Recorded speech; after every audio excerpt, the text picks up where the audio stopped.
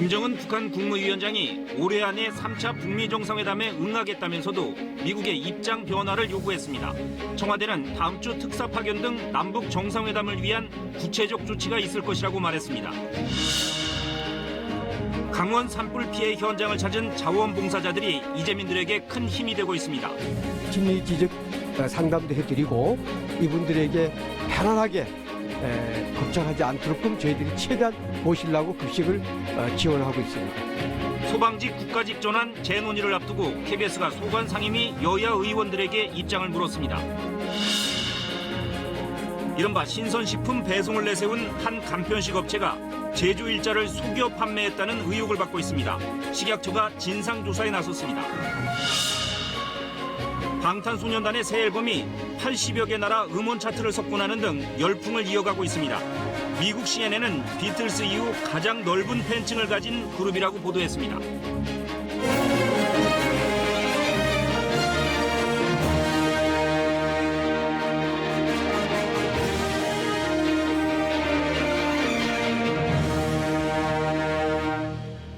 여러분 안녕하십니까? 토요일 밤 9시 뉴스입니다. 한미 정상회담이 끝나자마자 북한 김정은 국무위원장이 마치 기다렸다는 듯 북미 남북 관계에 대한 입장을 내놨습니다. 하노이 회담 결렬 이후 처음 나온 입장 발표인데요. 북미 정상회담을 한 번은 더 해볼 뜻이 있지만 미국이 새로운 계산법을 들고 나와야 한다고 밝혔습니다. 대화의 시한도 올해 말까지로 못 박았습니다. 구체적인 내용은 무엇이고 어떤 의도가 있는지 먼저 이소정 기자가 보도합니다. 북한 최고 지도자로서는 29년 만에 최고인민회의 시정연설에 나선 김정은 위원장. 강한 표현으로 하노이 회담 결렬의 책임을 미국에 돌렸습니다. 전혀 실현 불가능한 방법에 대해서만 머리를 굴리고 회담장에 찾아왔습니다. 김 위원장은 하지만 북미 정상회담을 한 차례 더 할 용의가 있다고 밝혔습니다. 제3차 초미순회 회담을 하자고 한다면 우리로서도 한 번은 더 해볼 용의가 있습니다. 단 하노이 회담이 재현되는 데 대해선 반갑지도 않고 할 의욕도 없다며 새로운 계산법을 요구했습니다. 미국의 이른바 일괄 타결식 빅딜을 거부하며 미국의 태도 변화를 요구한 겁니다. 김 위원장은 또 미국과의 대치는 장기성을 띠게 돼 있다. 국가와 인민의 이익 문제는 양보나 타협도 하지 않을 거라며 제재 장기화 국면을 정면 돌파하겠다는 의지도 밝혔습니다. 제재 해제 문제 때문에 목이 말라 미국과의 순회 회담에 집착할 필요가 없다는 생각을 하게 됩니다. 김 위원장은 회담 시한을 올해 말로 못 박으며 미국이 지난번처럼 좋은 기회를 다시 얻기는 힘들 거라 주장했습니다. 북한이 제재에 목을 매달면 매달수록 협상력이 더 약화될 수밖에 없고요. 올해 안에 뭔가 중요한 합의가 도출이 돼야 트럼프 대통령의 현 임기 내에 작은 성과라도 거둘 수 있다라는 현실적인 판단 하에 올해 말까지를 협상 시한으로서 제시했다고 판단이 됩니다.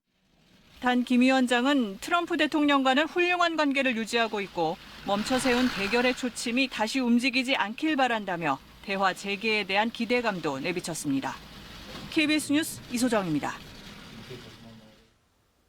김정은 위원장은 또 이른바 중재자론을 표방해온 문 대통령에 대해서도 태도 변화를 요구했습니다.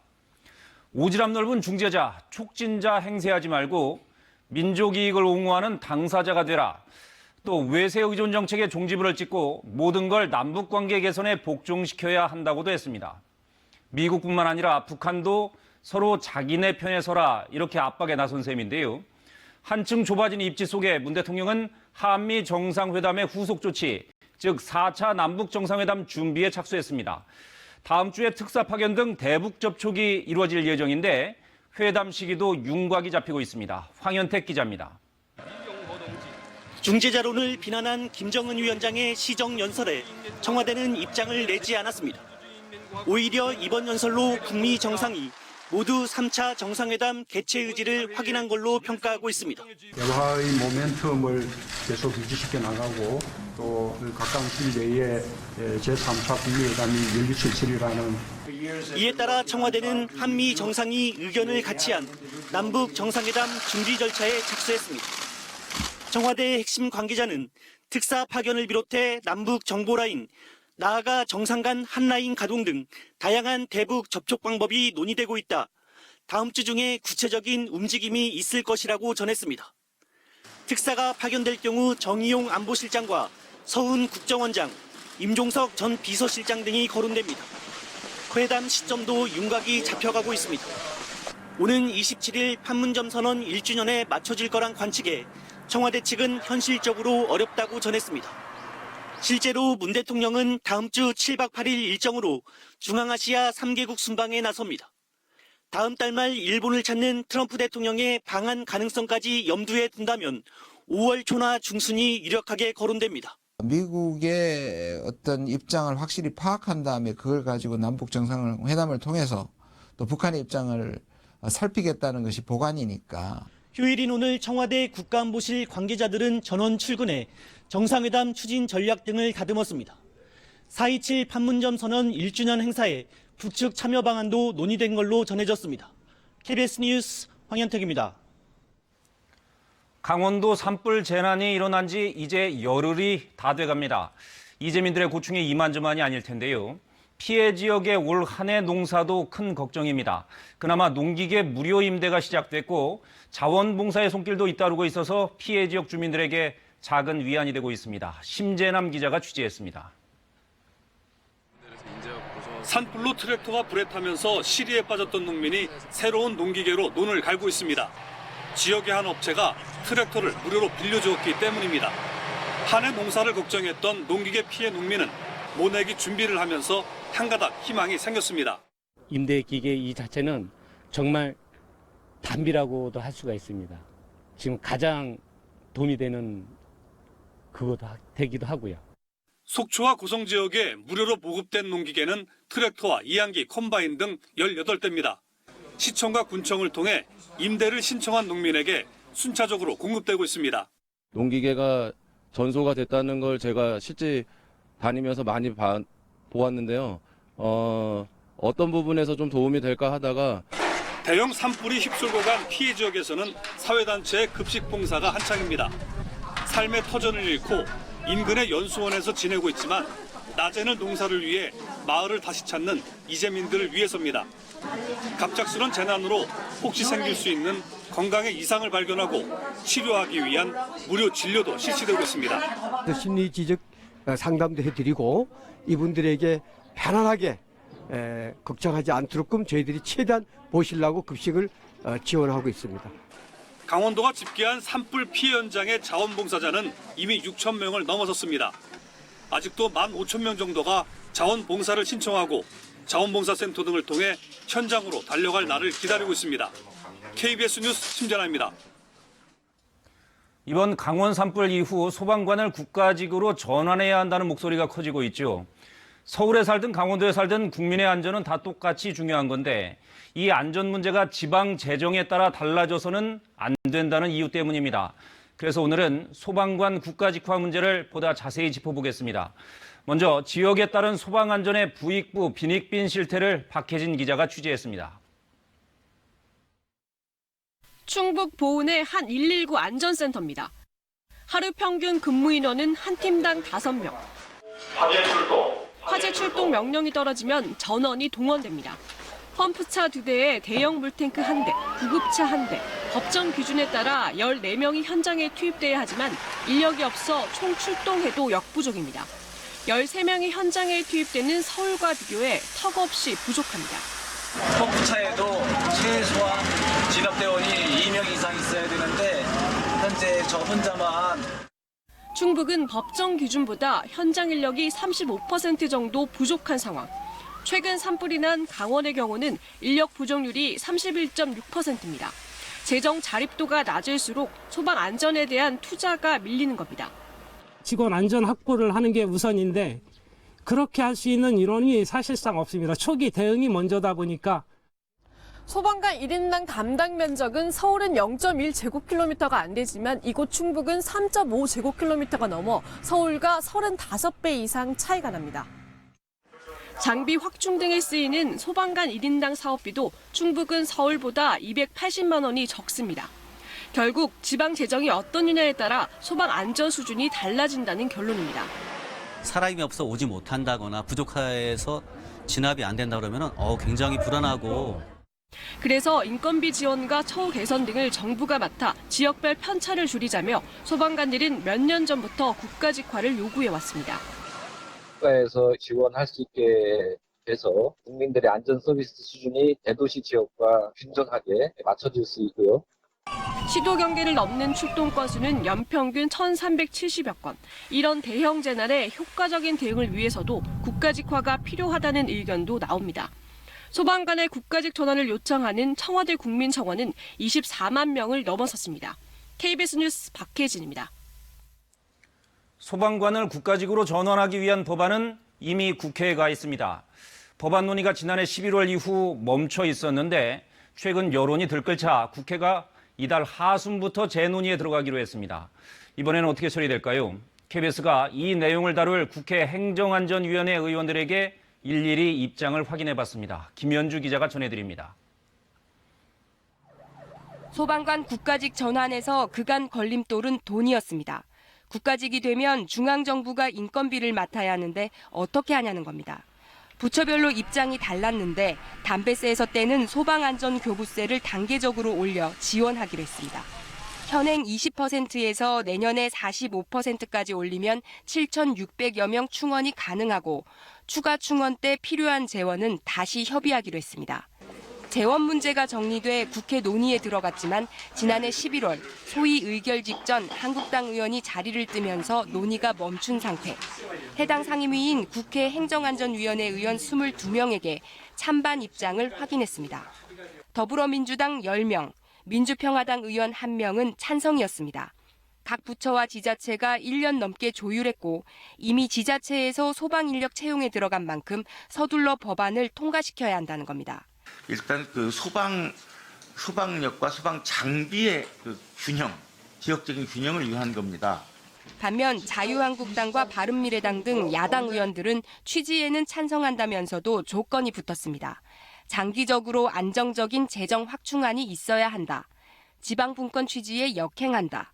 돈은 정부에서 내는데 인사권은 시도지사가 갖는 등의 문제를 더 조율해야 한다. 소방 사무를 아예 국가 사무화해서 지휘 통제를 일원화해야 한다 등의 의견이 나왔습니다. 선동식으로 그렇게 하는 거 아니에요. 중앙직이 아니라서 불을 못 겁니까? 지금은 그게 핵심이 아니란 말이에요. 결국 한국당 등 야당 입장이 변수인데 오는 23일 소위를 열어 논의에 들어가기로 했습니다. KBS 뉴스 김현주입니다.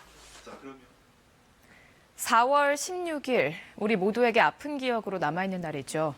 세월호 참사 5주기를 사흘 앞두고 오늘 곳곳에서 희생자들을 추모하는 물결이 이어졌습니다. 5년이란 시간이 흘렀지만 희생자 가족들은 참혹했던 그날의 진실에 다가서는 길이 여전히 막막하기만 한데요. 진상규명을 위한 특별수사단을 설치해야 한다며 청와대 청원운동도 진행 중입니다. 최유경 기자가 취재했습니다. 하나, 둘, 셋! 4월 16일을 뜻하는 오후 4시 16분. 노란 우산 수백 개가 모여 커다란 리본이 됐습니다. 절대 잊지 않겠습니다. 지난 5년 동안 세월호 희생자 가족들의 곁을 지켜왔던 노란 리본입니다. 희생자 304명의 이름을 저마다 가슴에 품은 선생님과 학생들. 잊지 않겠다는 다짐으로 여의도에서 청와대까지 무거운 걸음을 옮겼습니다. 학생들이 하늘의 별이 되는데도 어른들은 제대로 진상규명도 하지 않고 그냥 책임을 돌리고 막 그런 것 같아서 되게 속상해요. 세월호가 수습된 목포에서도 희생자들을 기억했습니다.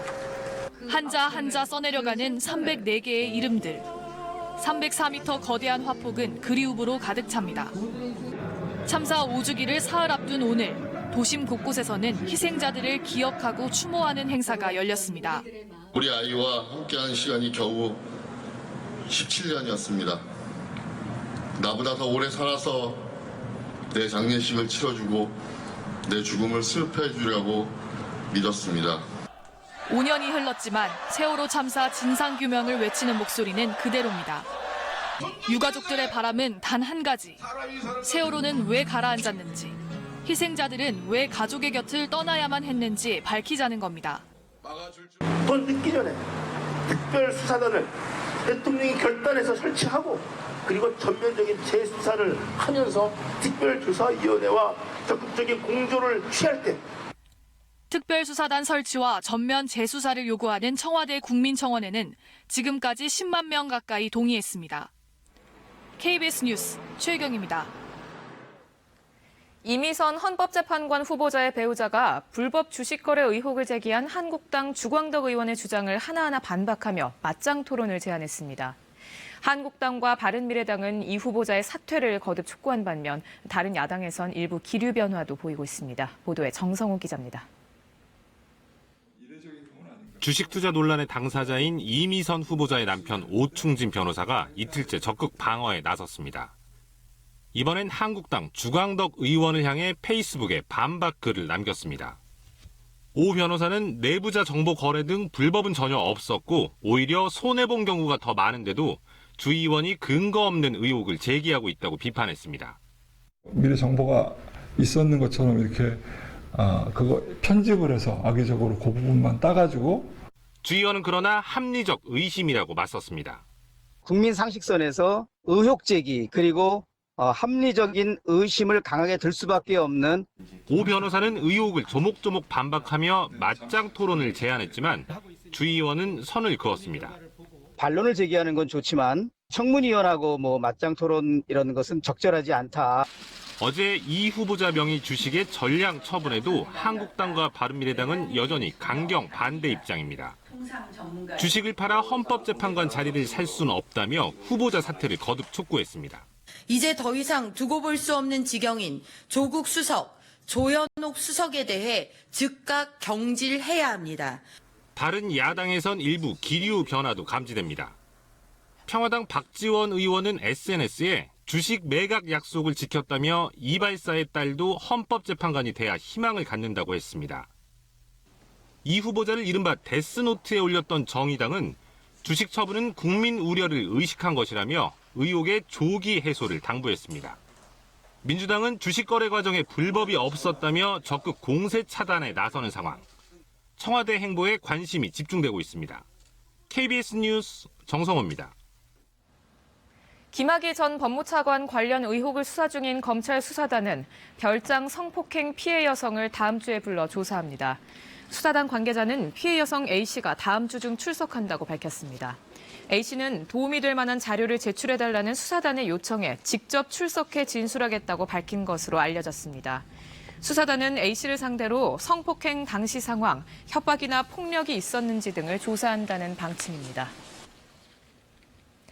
재료 손질이 다 돼 있어서 바로 조리만 하면 되는 간편식 제품 요즘 많이들 이용하시죠? 신선 재료들이 들어있다 보니 유통기한을 지키는 게 정말 중요한데요. 그런데 한 간편식 업체가 제품을 미리 만들어 놓고 제조일자를 허위로 표기했다는 의혹이 제기돼 식약처가 조사에 나섰습니다. 조혜진 기자의 보도입니다. 인천의 한 식품 제조업체. 이른 아침 출고를 앞두고 간편식 제품들이 놓여 있습니다. 직원들은 바로바로 만들어 배송한다고 강조합니다. 저희는 야간도가 있어서 야간에 촬영할 때 과연 그럴까? 3월 29일 오후 4시에 촬영된 영상입니다. 창고에 쌓여있는 완제품들. 제조일자를 확인해보니 하루 뒤인 30일로 표기돼 있습니다. 포장을 뜯고 봐도 역시 촬영 날짜보다 하루 뒤로 적혀 있습니다. 분산을 해서 제조일자를 그걸 날짜로 최소 한두 달 정도는 식약청이나 그런 데서 나올 때만 조금 준비를 하지. 이 회사에서 판매하는 건 재료 손질이 모두 완료된 일명 레디투쿡 제품. 1인 가구 증가로 인기를 끌면서 온라인 쇼핑몰을 비롯해 대형마트와 백화점 등에도 납품하고 있습니다. 당일 제조에 당일 배송하는 신선함을 강조하는 만큼 유통기한은 5일로 상당히 짧습니다. 단 하루를 속여도 안심할 수 없는 이유입니다. 빠른 유통 구조 안에서 이런 안전이나 위생들에 있어서 좀 사각지대에 놓이는 부분들이 철저하게 확인되는 부분들이 좀 필요할 것으로 보여집니다. 업체 측은 공장 관리가 미흡한 부분이 있었다고 시인했습니다. 유통 과정에서 같은 잘못이 반복되지 않도록 바로잡겠다고 밝혔습니다. 식약처는 제조일자 허위 표시 등 법 위반 여부에 대해 실태 확인에 나설 계획입니다. KBS 뉴스 조혜진입니다. 대한민국 임시정부 수립 100주년을 맞아 임정과 독립운동의 역사 그리고 현실을 되돌아보는 연속 보도를 해드리고 있습니다. 오늘은 일본 정부가 아직도 사과 한마디 하지 않는 또 하나의 만행을 짚어보려고 합니다. 바로 중국 하얼빈에 있었던 7.3.1 부대입니다. 이곳에서 조선인을 포함해 모두 1,500여 명이 생체 실험에 희생됐는데요. 그 유적이 속속 복원되고 있습니다. 김명주 특파원이 다녀왔습니다. 하얼빈 외곽의 7.3.1 부대의 유적지, 부지 면적이 25만 제곱미터에 이릅니다. 세균 실험실과 특설 감옥은 생체 실험의 핵심 증거로 꼽힙니다. 일본군이 폭파한 흔적이 원형 그대로 복원돼 있습니다.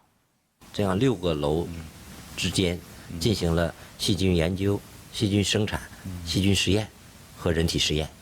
2栋楼里关押的是被实验的活人。 굴뚝만 앙상하게 남은 보일러실에선 수많은 범죄 증거들이 불에 탔습니다. 독가스 실험이 자행됐던 2층짜리 이 건물은 그나마 온전하게 남았습니다. 당시 7.3.1 부대는 여름에도 냉동 설비까지 동원해 생체 실험 대상자들을 상대로 만행을 서슴지 않았습니다. 동상에 걸린 병사들을 치료하는데 최적의 해동 온도를 찾아내기 위한 실험이었습니다. 원형 파이프관으로 공기를 주입해 얼렸다 녹였다를 반복하는 잔인한 수법이 동원됐습니다. 비행기 블랙박스 모양을 본뜬 실내 전시관은 참혹한 만행의 역사를 낱낱이 기록한다는 의미를 담고 있습니다. 일본군이 전후 심판을 피하려고 미국에 넘긴 각종 생체 실험 보고서들, 특히 5명의 조선인 피해자 관련 기록도 전시돼 있습니다. 上面有清晰的他们的名字、他们的照片，以及他们是怎么被送过来的，他们的年龄在哪抓捕的都非常清晰。 지난 2014년부터 시작된 7.3.1 부대 유적 복원 예산은 우리 돈으로 2,300억 원에 이릅니다. 아직도 유적 절반가량이 일반인에겐 개방되지 않고 있습니다. 我们很多受害者向日本政府提出诉讼，这也反映出日本不悔罪、不谢罪这种心态。 뉘우치지 않는 역사는 되풀이된다. 일본이 애써 외면하고 있는 이 평범한 진리가 만행이 저질러졌던 유적지 복원을 통해 후세에 전해지고 있습니다. 하얼빈에서 KBS 뉴스 김명주입니다. 100년 전 나라를 위해 목숨을 걸고 싸운 독립운동가들 가운데는 여성 독립운동가들도 적지 않습니다. 지금까지 덜 알려진 분들이 많지만 우리가 반드시 기억해야 할 이름들입니다. 그래서 이들 여성 독립운동가와 같은 이름을 가진 오늘의 20, 30대 여성들을 저희 취재진이 만나봤습니다. 100년 전 동명의 여성 독립운동가들에게 전하는 이들의 메시지를 들어보시죠. 양예빈 기자입니다. 불꽃처럼 타오른 여성 독립운동가들. 우리는 같은 이름의 그녀들을 만났습니다. 2019년 그녀들이 기억하는 100년 전 그녀들. 100년 전 나의 이름인 당신을 잊지 않겠습니다.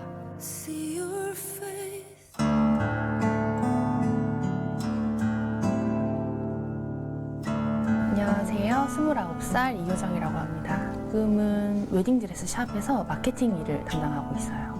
전혀 몰랐는데 이번에 취재 요청을 주시면서 알게 됐어요. 너무 평범한 일상을 너무 당연하게 받아들이고 살지 않았나 죄송하기도 했고 희생과 노력, 용기가 있었기에 오늘이 있었다는 거를 잊지 않도록 노력하겠습니다.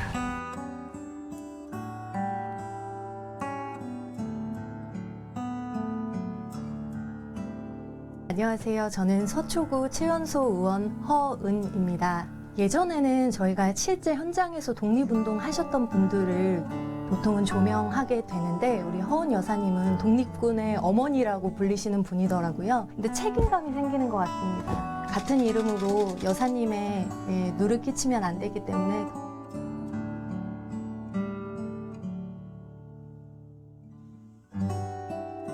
안녕하세요. 저는 이화여자대학교 도거동문학과 19학번 재학 중인 김마리아라고 합니다. 대한애국 부인회 회장 맡으시고 여러 가지 독립운동도 하시고 고문을 많이 받으시고 돌아가신 원인도 고문 후유증이라고 알고 있어요. 여성 독립운동가의 얘기를 단순히 지나가는 일화, 뭐 역사의 뒤안길에 있는 작은 일화 정도로만 여기지 않고 남성 독립운동가와 같이 당당한 영웅을 써서 기억해줘야 한다고 생각합니다.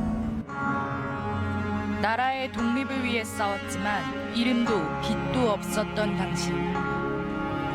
우리의 이름인 당신을 잊지 않겠습니다. 네, 다음 소식입니다. 오늘 대중문화계의 가장 뜨거운 이슈는 바로 방탄소년단 BTS입니다. 새 앨범이 전 세계에서 동시에 발매가 됐는데 유튜브에선 최단 시간, 최다 시청 기록을 갈아치웠고 세계 주요 음원 차트를 석권하고 있습니다. 대단하죠? 전 세계적으로 다시 방탄소년단 열풍이 세차게 몰아치면서 외신들도 대대적으로 BTS 현상을 보도하고 있습니다. 홍서구 기자입니다. 미국 뉴욕 한복판인 맨해튼 미드타운 길가에 노숙 행렬이 길게 이어졌습니다. 방탄소년단을 보기 위해 미국 전역에서 모여든 팬들은 텐트 설치가 허용되지 않자 길 한 구석에 들어누워 마냥 기다립니다. 이 팬은 지난해 공연에선 텐트까지 치며 기다렸지만 표가 6분 만에 매진돼 이번엔 단단히 서둘렀습니다. So they just released a new album today, and it'll be the first time they perform the song live in front of an audience. 방송 스튜디오 안에서도 BTS 글자가 새겨진 상의를 맞춰 입은 여성들이 흥분 상태입니다. I'm camping out on this stage until BTS gets here. I don't know. 평소 K-팝 팬을 자처해온 할리우드 정상급 여배우 엠마 스톤은 BTS 복귀쇼를 진행하며 소원을 성취했습니다. It's Korean pop music. Yeah. And it's beyond excellent. It's the best thing you've ever seen. 7곡이 수록된 BTS의 새 앨범은 애플의 아이튠스 차트 80여 개 지역에서 1위를 차지했습니다. 유튜브에서도 신곡이 공개된 지 하루 만에 최단 시간 최다 시청 기록을 세우며 1억 뷰에 다가갔습니다. 그룹 퀸과 비틀스가 섰던 9만석 규모의 영국 웸블리 스타디움 공연 예매는 90분 만에 매진됐습니다. CNN 방송은 비틀스 이후 이런 팬층을 가진 남성 그룹은 처음이라는 제목의 기사에서 한국의 소년 밴드가 세계를 점령하고 있다면서 이들이 국제적인 음악 판매 차트 기록을 갈아치울 것으로 전망했습니다. KBS 뉴스 홍석우입니다. 태국에서는 오늘부터 세계적인 물축제로 유명한 송크란이 시작됐습니다. 그런데 축제 기간 동안 음주운전 등으로 교통사고 사망자가 400명이 넘게 발생하고 있는데요. 축제를 찾는 관광객들도 주의가 필요해 보입니다. 방콕에서 유석조 특파원이 보도합니다. 방콕 시내 중심가를 꽉 메운 사람들. 태국인들은 물론 외국인 관광객까지 한데 어울려 물싸움을 벌입니다. Everybody together and having fun, and it's lovely. Yeah, it's great. Great festival. 죄와 불운을 씻기 위해 불상에 물을 뿌리던 태국 전통의식에서 시작된 송크란 축제. 이 기간에 맞춰 외국 관광객들이 태국을 찾을 정도로 세계적인 물축제로 발전했습니다. 하지만 축제 기간 사고도 많습니다. 지나가는 차량이나 오토바이에 물을 뿌려대는 데다 음주운전도 많기 때문입니다. 지난해 송크란 기간 일주일 동안 교통사고로 숨진 사람만 418명. 이 가운데 60%는 음주 사고입니다.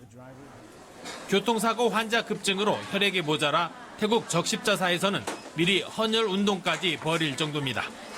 พบว่าเราก็ยังมีปัญหาเรื่องของอุบัติเหตุจากการเดินทางซึ่งทำให้มีคนที่บาดเจ็บต้องนอนโรงพยาบาลต้องผ่าตัดนะคะก็จำเป็นต้องใช้เลือด 경찰은 올해부터 사망사고를 낸 음주운전자에 대해 살인죄를 적용하겠다며 특별 계도 활동을 벌이고 있습니다.